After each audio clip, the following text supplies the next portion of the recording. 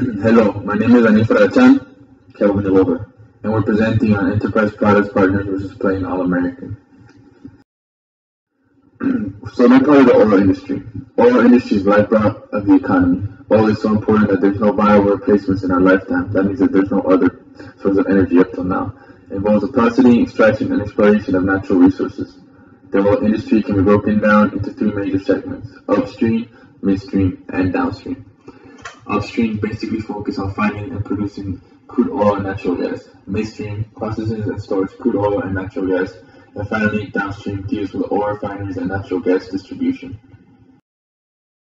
The major oil segments at a glance. So the upstream, which is exploration and production, we have companies like Oil and Natural Gas Corporation Limited, Indian Oil Corporation Limited, Oil India Limited, Reliance Industries Limited, and Crown Energy. In the downstream, we find companies like Reliance Industries Limited, Indian Oil Corporation Limited, and Mangalore Refinery and Petrochemics Limited. While in the midstream gas with its transportation and distribution, we find Indian Oil Corporation Limited, GAIL, Reliance Industry Limited, and Interspress Gas Limited. First, let's explain a little bit about upstream. Plains All-American Pipeline deals with refined and liquid products that are easily transportable. Plains handles more than 4 million barrels per day of crude oil. Crude oil has proven to play a key role in the movement and transportation of energy supplies. Enterprise Product Partners is also a leading North American provider of energy services, and it focuses mainly in exploration and pro. Onto midstream oil. It deals with processing, storage, and transportation of crude oil. Plains All-American Pipeline depends fully on the health of upstream. Its gas price affects the demand. PAA has an extensive network of pipeline transportation. Terminaling and storage is decisive. Enterprise Products Partner equally has a diverse set of natural gas, and it deals firmly with potential acquisitions. Then we pass down into the downstream oil. Enterprise Products Partner have a downstream network of pipelines. EPP have major export and storage facilities. Plains All-American major aim transporting crude oil across North America. Both companies have a diverse midstream business. Let's focus a little bit on the Enterprise Products Partners. It is one of the top 5 companies according to the market weight. It trades its share in the NYSE EPD through curve 2010.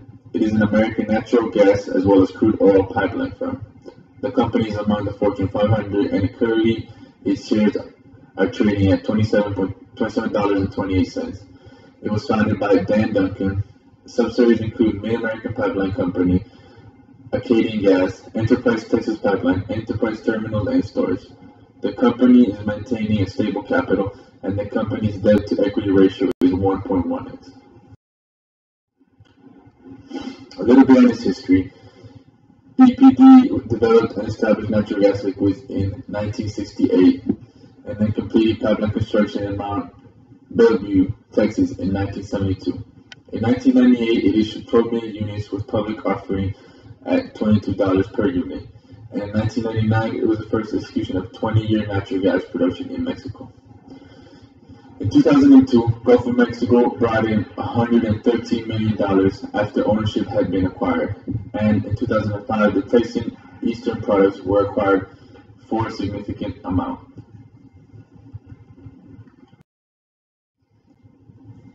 Let's focus on the capitals of the firm's capital structure of EPP, which is Enterprise Product Partners. The aggregate duties equal to 11.80. The aggregate wealth is equal to 52.79, and the aggregate assets are equal to 46.35. The interest analysis is 2.87, and let's focus a little bit on the long term. The equity is 102.62, the aggregate wealth is 48.45, and the possessions is 0.43. And now we have Plains All-American. The company is currently trading its shares at $24.46. It trades its shares on NYSE. The company is a publicly traded master limited partnership in the oil pipeline carriage. It is also the story firm in the U.S. liquid fuel gas industry, which focuses on transportation, storage, and marketing of crude oil, and also deals with over 4 million barrels of oil daily. Looking at PEAA's histories, in 1993, it became the first major asset in Oklahoma, which was built. In 1998, the first public offering was completed.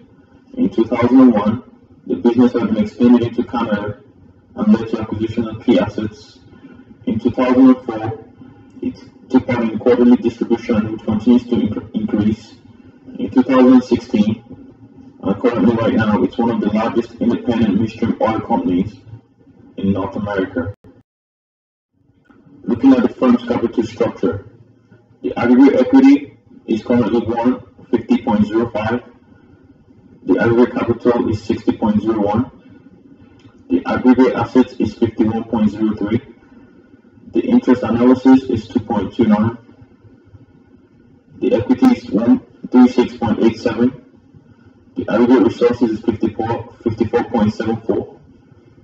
The possession in assets is 0.47. All going from the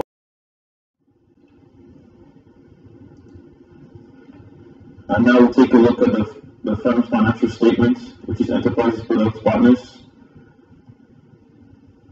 And currently, as of now, the net income applicable to common shareholders dropped in 2015 to $2,521,200. And this dropped from $2,787,400 in 2015. Similarly, the total revenue, cost of revenue, and gross profit dropped significantly. It is also observable that the net income has dropped from the statement. And right now, we're looking at Enterprises Product Partners balance sheets. Looking at the Northeast assets, the aggregate Northeast assets as of 31st December 2015 was $4,313,000. Going further, look at the aggregate assets, we brought in $48,952,000. And looking at the overdue liability duties, we brought in $46,100. The annual income statement from the Enterprise Product Partners, which brought in from disposable income as of 31st December 2015, $2,521,200. The disposable cash flow working from 2015 brought in $4,002,400. The disposable cash movement investing brought in $3,441,800. And the net cash flow financing brought in $616,000. The Enterprise Product Partners in terms of ratio analysis. The current ratio amounted to 60%, which is equivalent to 0.60. The quick ratio amounted to 57%, which is equal to 0.57.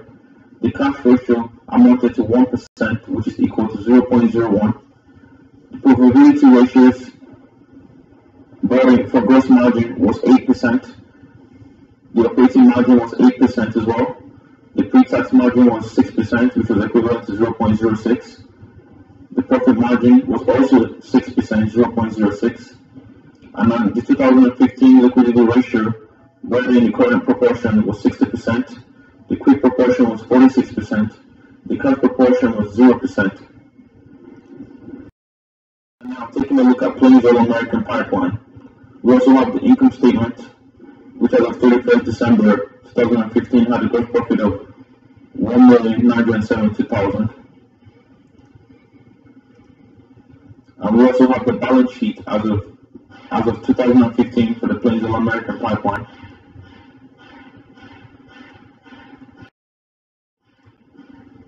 We also have the cash flows, and based on what we've seen from the cash flows, we actually come to realize that it's up to $376,000 from $362,000, which signified the liquidity of the enterprise.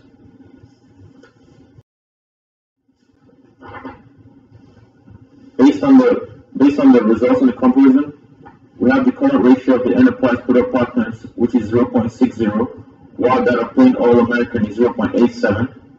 The quick ratio of EPP is 0.46, and that of PAA is 0.60 in 2015 trading years.